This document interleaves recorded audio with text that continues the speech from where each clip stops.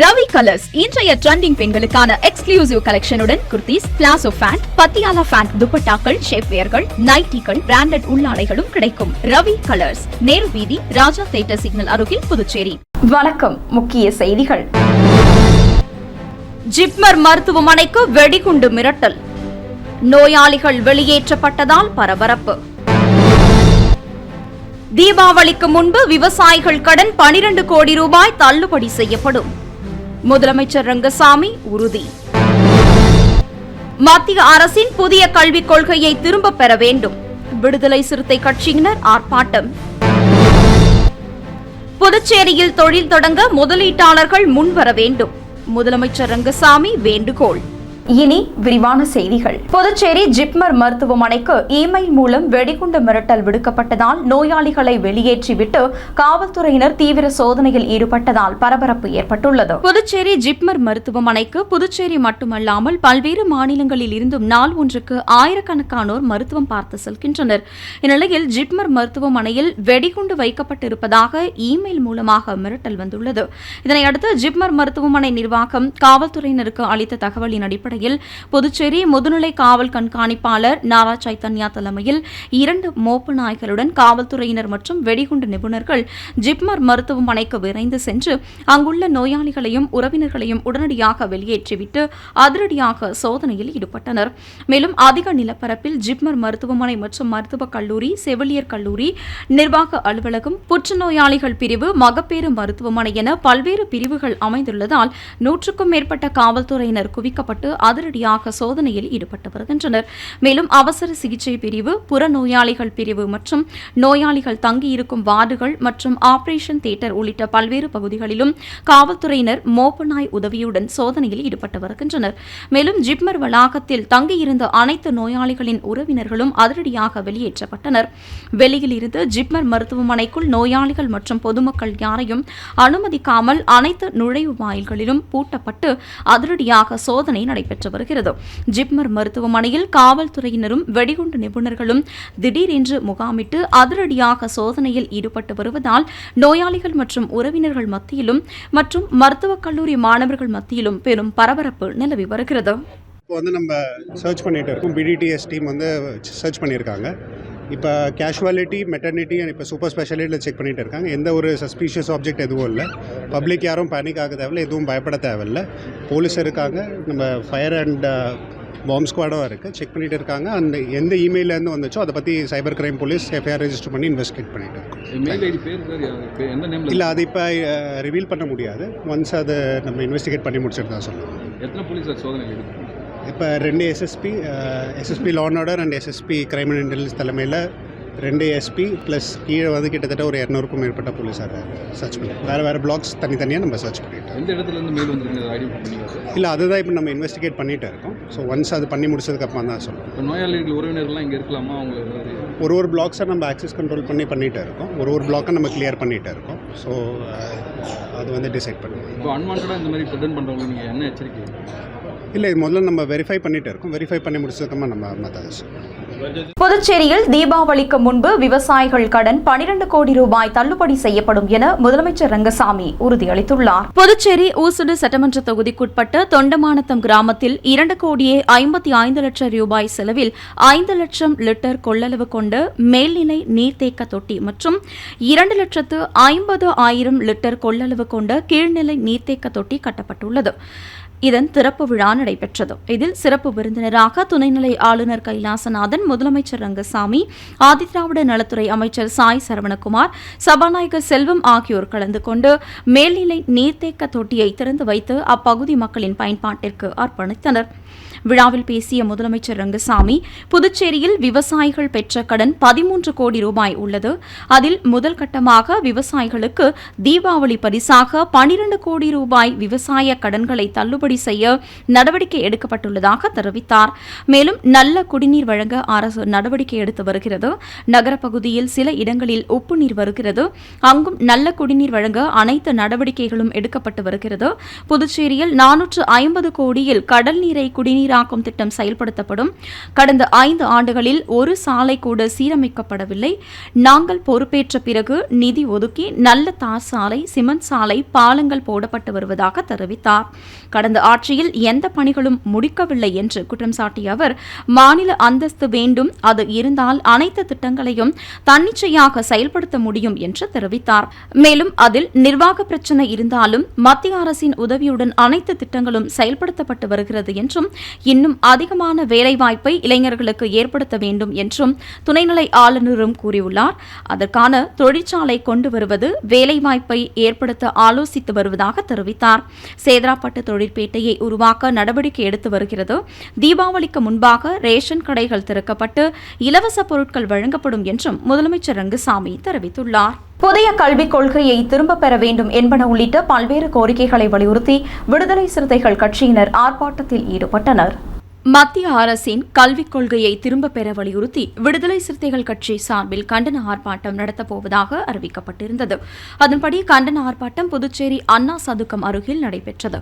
ஆர்ப்பாட்டத்திற்கு விடுதலை சிறுத்தைகள் கட்சி துணை பொதுச் செயலாளர் பாவாணன் தலைமை தாங்க புதுச்சேரியில் உள்ள 22க்கும் மேற்பட்ட சமூக அமைப்பை சேர்ந்த 100க்கும் மேற்பட்டோர் கலந்து கொண்டனர். இந்த ஆர்ப்பாட்டத்தில் தனி கல்வி வாரியத்தை உருவாக்கிட வேண்டும், வரலாறு மற்றும் வரலாற்று தலைவர்களை அனைத்து தலைமுறையிலும் கற்றறியும் வண்ணம் கல்வியை தமிழ் வழியில் வழங்கிட வேண்டும், அனைத்து அரசு பள்ளிகளிலும் முன்பு இருந்தது போல தமிழ் வழி கல்வி அமல்படுத்த வேண்டும், புதிய கல்விக் கொள்கையை திரும்பப் பெற வேண்டும் என்பன உள்ளிட்ட பல்வேறு கோரிக்கைகளை வலியுறுத்தி ஆர்ப்பாட்டம் நடைபெற்றது. ஆர்ப்பாட்டத்தில் சுமார் 100க்கும் மேற்பட்டோர் கலந்து கொண்டு கோரிக்கைகளை வலியுறுத்தி கண்டன கோஷங்களை எழுப்பினர். வன்மையாக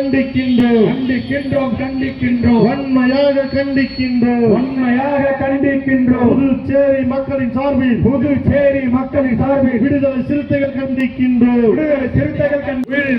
தாய்மொழி செம்மொழியாம் தமிழ் மொழியை அழிக்க நினைக்கும் பாசிச போக்கை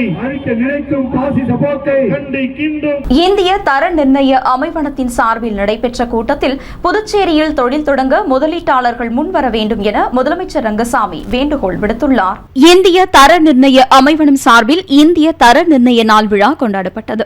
புதுச்சேரி தனியார் உணவகத்தில் நடைபெற்ற இந்த விழாவிற்கு இந்திய தர நிர்ணய அமைவன சென்னை கிளை அலுவலக தலைவரும் மூத்த இயக்குநருமான பவானி, துறை இயக்குநர் பிரவீன்குமார் திட்டத்தின் நோக்கங்கள் குறித்து விளக்கி கூறினார். இந்நிகழ்ச்சியில் சிறப்பு அழைப்பாளராக கலந்து கொண்ட முதலமைச்சர் ரங்கசாமி நிகழ்ச்சியை குத்துவிளக்கேற்றி துவக்கி வைத்தார்.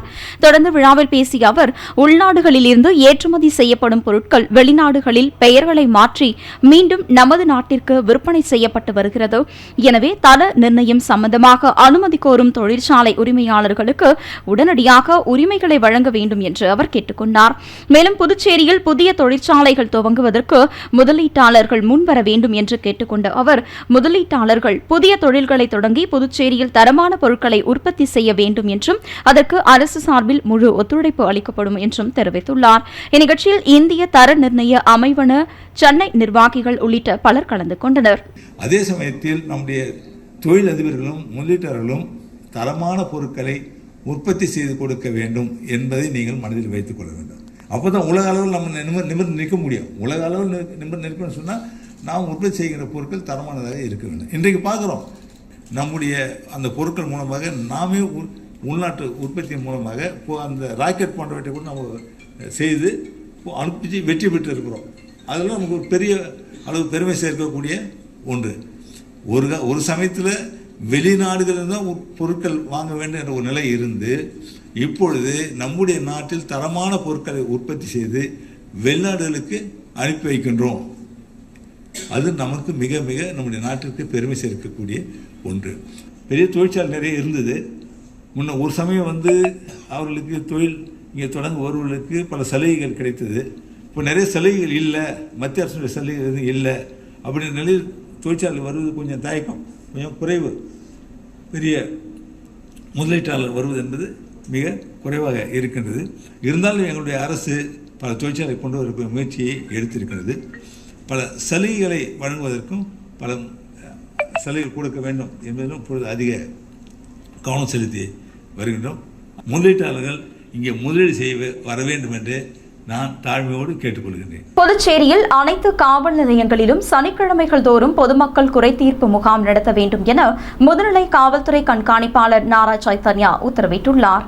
புதுச்சேரி சட்டம் ஒழுங்கு காவல்துறை அதிகாரிகளின் ஆலோசனைக் கூட்டம் நடைபெற்றது. முதுநிலை காவல்துறை கண்காணிப்பாளர் நாரா சைத்தன்யா தலைமையில் நடைபெற்ற கூட்டத்தில் காவல்துறை கண்காணிப்பாளர்கள் லட்சுமி சௌஜன்யா, பக்தவச்சலம், வீரவல்லபன், வம்சிதர் ரெட்டி மற்றும் அனைத்து காவல் நிலைய ஆய்வாளர்கள், துணை ஆய்வாளர்கள் பலர் கலந்து கொண்டனர். கூட்டத்தில் முதுநிலை காவல்துறை கண்காணிப்பாளர் நாரா சைத்தன்யா கூறும்போது, காவல்துறையினரின் தீவிர ரோந்து மற்றும் அடிக்கடி நடத்தப்படும் வாகன சோதனைகள் மூலம் திருட்டு வாகனங்கள் மீட்கப்பட்டுள்ளது. அதனால் ரோந்து பணி மற்றும் வாகன சோதனைகளை தீவிரப்படுத்த வேண்டும். பெண்களை கேலி செய்தல், பொது இடத்தில் மதுபானம் குடிப்போர் மீது வழக்கு பதிவு செய்ய வேண்டும். பள்ளி, கல்லூரிகளின் அருகில் சிகரெட், புகையிலை பொருட்கள் உள்ளிட்ட தடை செய்யப்பட்ட பொருட்கள் விற்பனையை ஒழிக்க வேண்டும் என்று தெரிவித்தார். மேலும் வாரந்தோறும் சனிக்கிழமைகளில் காவல் நிலையத்தில் பொதுமக்கள் குறைதீர்ப்பு முகாம் நடத்த வேண்டும். அதில் காவல்துறை கண்காணிப்பாளர்களும் கலந்து கொள்ள வேண்டும் என்றும் தெரிவித்தார். பொதுமக்களின் குறைகளை கேட்டு உடனடியாக தீர்வு காண வேண்டும் என்றும் காவல்துறையினருக்கு அவர் உத்தரவிட்டுள்ளார். புதுச்சேரி பாரதிதாசன் அரசு மகளிர் கல்லூரி தமிழ்துறை சார்பில் நடைபெற்ற முத்தமிழ் மன்ற துவக்க விழாவில் துறை பேராசிரியர்கள் மற்றும் மாணவிகள் பலர் கலந்து கொண்டனர். புதுச்சேரி முத்தியால்பேட்டை பகுதியில் இயங்கி வரும் பாரதிதாசன் அரசு மகளிர் கல்லூரி தமிழ்துறை சார்பில் முத்தமிழ் மன்ற தொடக்க விழா கல்லூரியின் கருத்தரங்க அறையில் நடைபெற்றது. தமிழ்துறை மாணவிகள் தமிழ்தாய் வாழ்த்துடன் துவங்கிய விழாவில் தமிழ்துறை உதவி பேராசிரியர் மற்றும் NCC அதிகாரி முனைவர் இள மாதரசி வரவேற்புரை வழங்கினார். தமிழ்துறை தலைவர் முனைவர் சோ சேதுபதி நோக்க உரையாற்றினார். விழாவிற்கு கல்லூரி முதல்வர் வீரபோகன் தலைமை தாங்கி தலைமை உரையாற்றினார். தஞ்சை தமிழ் பல்கலைக்கழகத்தின் அயல்நாட்டு தமிழ் கல்வித்துறை புல முதன்மையர் முனைவர் குறிஞ்சிவேந்தன் கலந்து கொண்டு தன்னம்பிக்கை தமிழ் என்ற தலைப்பில் சிறப்புரை வழங்கினார். இந்நிகழ்ச்சியை இளங்கலை 3ஆம் ஆண்டு மாணவிகள் நிஷா, ராமலட்சுமி, அஸ்வதி ஆகியோர் தொகுத்து வழங்கினர். 2ஆம் ஆண்டு மாணவி கிரண்யா நன்றி உரையாற்றினார். இந்நிகழ்ச்சிக்கான ஏற்பாடுகளை கல்லூரி சார்பில் உதவி பேராசிரியர்கள் இள மாதரசி, கீதா, சந்திரகலா, ராஜகுமாரி உட்பட மாணவிகள் பலர் சிறப்பாக செய்திருந்தனர். நிகழ்ச்சியில் தமிழ்துறை பேராசிரியர்கள் மற்றும் மாணவிகள் பலர் கலந்து கொண்டனர். புதுச்சேரி போக்குவரத்து துறையில் புதிதாக நியமிக்கப்பட்ட வாகன தணிக்கை உதவியாளர்கள் பல்வேறு இடங்களில் தீவிர வாகன சோதனையில் ஈடுபட்டனர். புதுச்சேரி அரசு போக்குவரத்து துறையில் புதிதாக 24 வாகன தணிக்கை உதவியாளர்கள் நியமிக்கப்பட்டுள்ளனர். இந்நிலையில் புதிதாக நியமிக்கப்பட்ட வாகன தணிக்கை உதவியாளர்கள் வாகன தணிக்கை உதவியாளர்களுடன் புதுச்சேரி நகர பகுதியில் பல்வேறு இடங்களில் திடீர் வாகன சோதனையில் ஈடுபட்டனர்.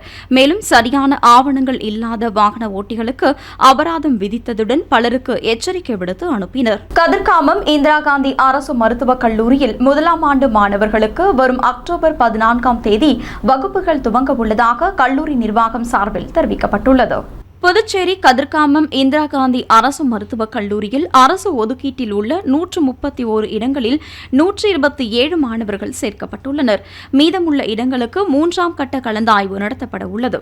இந்நிலையில் கல்லூரியில் சேர்ந்த மாணவர்களுக்கு வரும் அக்டோபர் 14ஆம் தேதி வகுப்புகள் துவங்க உள்ளதாகவும் அன்று மதியம் கல்லூரி கருத்தரங்க கூடத்தில் அறிமுக நிகழ்ச்சி நடைபெற உள்ளதாகவும் கல்லூரி டீன் ராமச்சந்திரன் தெரிவித்துள்ளார். இனி வருவது புதுவையில் இன்றைய தங்கம் மற்றும் வெள்ளி விலை நிலவரம்.